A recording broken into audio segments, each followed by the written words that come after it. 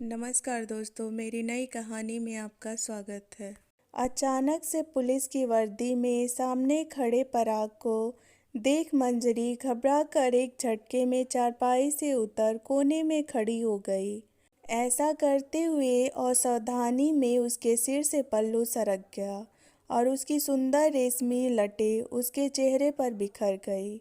जल्दी से बालों को कानों के पीछे खोस पल्लू सही कर वह कोने में खड़ी हो गई। पराग ने जब मंजरी को देखा तो एकटक देखता ही रह गया। उसके लिए वैसे लड़कियों की कमी नहीं थी। वह खुद भी बहुत स्मार्ट था।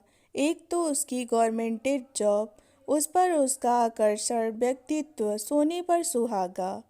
उसके आगे पीछे खूबसूरत लड़कियों की लाइन लगी रहती, मगर वो जिसकी निगाहों में चढ़ जाए ऐसी कोई आज तक नहीं मिली। पर मंजरी को देखते ही उसे अलग सा एहसास हुआ। मन ही मन उसने सोचा, इस सादगी में भी इतनी खूबसूरत बनाने वाले ने बड़ी फुर्सत से बनाया है इस लड़की को। उसकी निगाहें मंजरी से हट ही नहीं रही थी कि तभी मंजरी की जेठानी की आवाज़ से उसकी तंद्रा भंग हुई। छोटी, यह साहब रात की घटना के बारे में तुमसे कुछ बात करना चाहते हैं। अच्छे से सोच समझ के इनके सवालों का जवाब देना। मंजरी ने हाँ में गर्दन हिला अपनी मौन स्वीकृति जाहिर कर दी।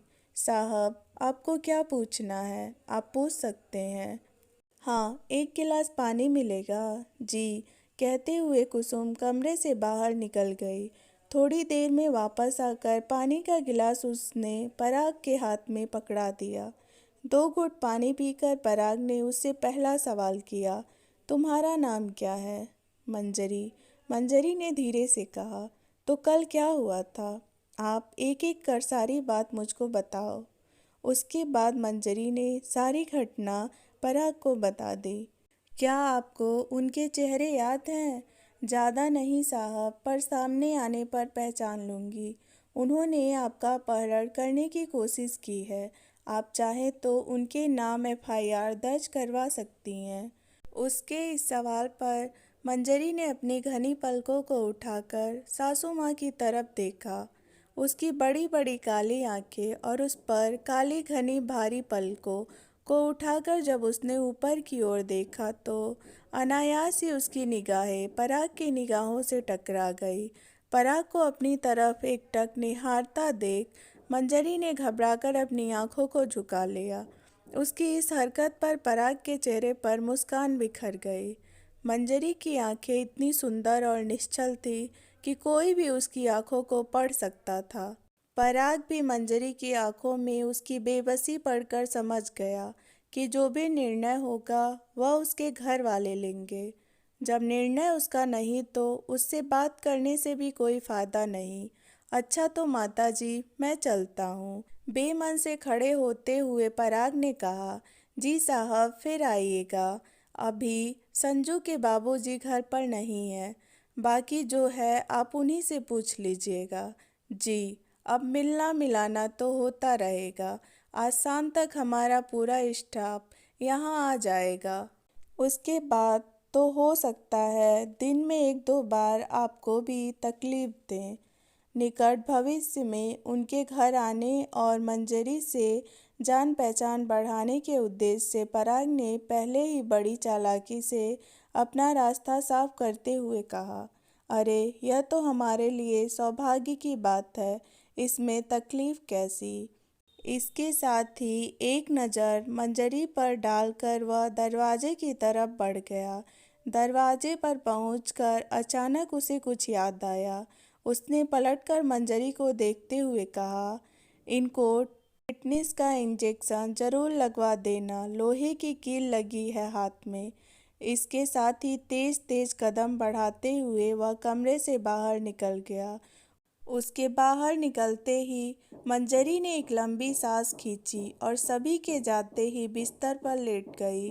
अभी उसको लेटे हुए 5 ही मिनट भी नहीं हुए थे, तब तक डॉक्टर भी आ गया।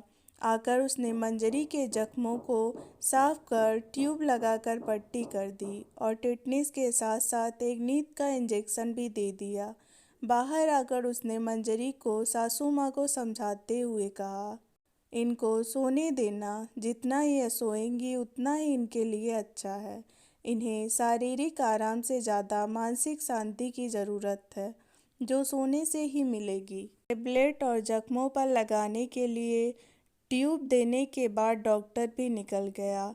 आज सारा दिन जहां मंजरी का आराम करने में गुजरा, वहीं पराग सारा दिन बेचैनी में इधर उधर घूमता रहा। लाख कोशिश के बावजूद भी वह अपना ध्यान मंजरी से नहीं हटा पा रहा था। उसके चेहरे पर बिखरी लटों को पीछे करना पराग के मन को विचलित कर जाता। अगले ही पल उसका पलकें उठाकर एकदम से नजरें झुकाना पराग के चेहरे पर मुस्कुराहट ला देता। कई बार उसने सोचा कि एक बार चलकर देख लो, फिर सोचता अभी नहीं, शाम को जाऊंगा, अभी आराम कर रही होगी, नहीं दिखी तो जाना बेकार हो जाएगा। आज का दिन पराग के लिए काटना दुर्लभ हो गया था। शाम होते होते पुलिस चौकी का सारा स्टाफ वहां आ गया। सबको सेट करके उन्होंने खाने पीने की व्यवस्था करनी शुरू कर दी। इधर पराग मौका मिलते ही मंजरी के घर पहुंच गया। मंजरी के ससुर को नमस्ते कर वह उनके पास बैठकर केस के सिलसिले में बात करने लगा। उन्होंने एफआईआर दर्ज कराने के लिए इस शर्त पर हामी भर दी कि मंजरी का नाम इस सब में कहीं नहीं आएगा। पराग ने उन्हें पूरा विश्वास दिलाया कि ऐसा कुछ नहीं होगा। जब काफ़ी देर तक उसे मंजरी नहीं दिखी तो उसने खुद ही उनसे पूछा, अब तबीयत कैसी है मंजरी जी की? अब ठीक है साहब। पहली बात तो अभी मैं ड्यूटी पर नहीं हूँ, इसलिए आप मुझे साहब मत बोलिए। दूसरा, मैं आपके बेटे की उम्र का हूँ, इसलिए मुझे पराग बुला सकते हैं। इसकी इस बात पर मंजरी के ससुर जी खुश होते हुए बोले, जब रिश्ता बनाया है तो निभाना भी पड़ेगा। हमें बाबूजी बोला है तो आज से यह घर तुम्हारा भी हुआ। जब भी किसी चीज़ की ज़रूरत हो बेझिझक बोल देना बेटा। जी बिल्कुल। कुछ देर की खामोशी के बाद पराग ने ही चुप्पी तोड़ते हुए कहा, अगर आपकी इजाज़त हो तो हम मंजरी से मिल सकते हैं। केस के सिलसिले में उनसे कुछ बात करनी थी, पर उसका इस केस से क्या लेना देना। अरे चाचा जी, हमारा मतलब है उन लोगों को पहचानने में सिर्फ मंजरी जी हमारी मदद कर सकती हैं। उन्होंने बहुत करीब से देखा है उन बदमाशों को। ठीक है, हाँ बेटा मिल लो। जाने किस काली स्याही से नसीब लिखा कर लाई है यह लड़की। इतना कहकर मंजरी के ससुर जी वहां से उठकर गांव की ओर बैठने के लिए चले गए। उनकी कही बात का मतलब समझने का प्रयास करता हुआ पराग भी घर के अंदर आ उसकी सासू माँ के पास आकर बैठ गया। कैसी हो माता जी? ठीक है बेटा, अब तो तुम लोग यहीं रहोगे? जी माता जी। बड़ी अच्छी बात है बेटा, अब हम गांव वाले चैन की नींद सो सकेंगे। अब तो कोई परेशानी नहीं होगी। अरे नहीं माता जी, हम लोगों के रहते हुए आपको चिंता करने की बिल्कुल भी ज़रूरत नहीं है। हाँ बेटा, अब हम अपनी बिटिया को भी वापस बुला लेंगे। आपकी बेटी कहाँ है? आपकी बेटी? और मंजरी जी आपकी बेटी नहीं तो कौन है? अरे नहीं बेटा, यह अभागन हमारी बिटिया नहीं बहू है। मंजरी की सास ने बुरा से मुंह बनाते हुए कहा। बिटिया को तो इन बदमाशों के डर से उसके ननिहाल भेज दिया है। बहू है, अभागन है क्या मतलब? अरे कुछ नहीं बेटा, तुम इस सब में मत पड़ो। पराग ने इससे आगे कुछ पूछना उचित नहीं समझा। वैसे भी यह उनका पारिवारिक मामला है। इतनी जल्दी ज़्यादा कुछ पूछना या कहना सही नहीं। यह सोच पराग चुप रहा। इससे पहले कि सन्नाटा फिर से अपने पैर फैलाता, पराग ने ही चुप्पी तोड़ते हुए कहा, माता जी, वह मुझे मंजरी जी से कुछ बात करनी है। हाँ बेटा, अपने कमरे में ही होगी। आज तो सारा दिन आराम ही फरमाया है महारानी जी ने। सासू माँ की जुबान पर आई कड़वाहट को पराग ने साफ साफ महसूस किया। तो यह कड़वाहट थी किसके लिए? उसके या मंजरी के? वह समझ न सका। कहीं उसे शक तो नहीं हो रहा मुझ पर? नहीं, मैंने तो ऐसा कुछ भी नहीं कहा। वह कहावत है ना कि इंसान के अंदर चोर हो तो वह हर बात पर शक करने लगता है। वही हाल पराग का हो रहा था। अपने दिल पर पत्थर रख वह धीमे कदमों से मंजरी के कमरे की तरफ अपने दिल पर पत्थर रख वह धीमे कदमों से मंजरी के कमरे की तरफ बढ़ा। अपने कमरे में बिस्तर पर घुटनों को मोड़कर सोई पड़ी मंजरी ऐसी लग रही थी जैसे नींद में भी खुद को समेटने की या कुछ छुपाने की कोशिश कर रही है। उसके चेहरे पर फैली मासूमियत को देख पराग कुछ समय के लिए सब भूल गया। उसने मन ही मन सोचा, इतनी मासूम लड़की अभागन कैसे हो सकती है। यह तो जिसकी जिंदगी में जाएगी उसके भाग्य खुल जाएंगे। कुछ सोचकर उसने दोबारा अपने कदम वापस आंगन की तरफ मोड़ दिए। उसको तुरंत वापस आता देख सासू माँ ने पूछा, क्या हुआ बेटा, वापस क्यों आ गए, बात हुई नहीं? नहीं माताजी, वह सो रही है इसलिए वापस आ गया। कोई बात नहीं, उन्हें आराम करने दीजिए, कल सुबह बात कर लूँगा। इतना बोल वह दरवाजे की तरफ बढ़ा ही था कि पीछे से सासू माँ की आवाज़ सुनाई दी। अरे बेटा, कहाँ चल दिए? खाना बन गया है, खा कर जाना। नहीं माताजी, मेस में खाना बन रहा है, वहीं खा लूँगा। ऐसे कैसे, परोसी थाली छोड़कर नहीं जाते? खाने की थाली लिए आती हुई कुसुम ने कहा। नहीं मैम, आप परेशान न हो, मैं सच में मेस में खा लूँगा। हम इतने बुरे हैं क्या पराग जी? जी मैं समझा नहीं। आपने सभी से रिश्ता बना लिया, मैं ही क्या इतनी बुरी हूँ जो मुझे मैम बोलते हो? मैं आपकी बड़ी बहन जैसी हूँ। कुसुम ने उदासी से मुंह लटकाकर कहा, जी बिल्कुल, आपका छोटा भाई बनना मेरे लिए सौभाग्य की बात होगी, पर आपको दीदी तभी बोलूँगा जब आप मुझे आप नहीं कहेंगी। ठीक है छोटे भाई, पर तुम्हें भी मेरी एक बात माननी पड़ेगी। तुम रोजाना कम से कम शाम का खाना यहीं खाना पड़ेगा। कुसुम ने बड़े अपनेपन से कहा।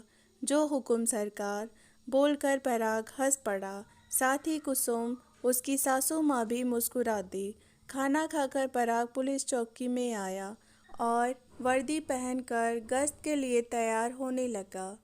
बिन माँ बाप का बच्चा पराग आज बहुत खुश था। उसे हमेशा परिवार का अभाव महसूस होता था और आज भगवान ने बिना मांगे ही उसे सारे रिश्ते दे दिए थे। कुसुम का इतने अपनेपन से बात करना उसे बहुत अच्छा लगा। कहने को तो उसके चाचा चाची और उनके बच्चे भी थे, पर उसे वह घर के सदस्य नहीं बल्कि जिम्मेदारी समझते थे।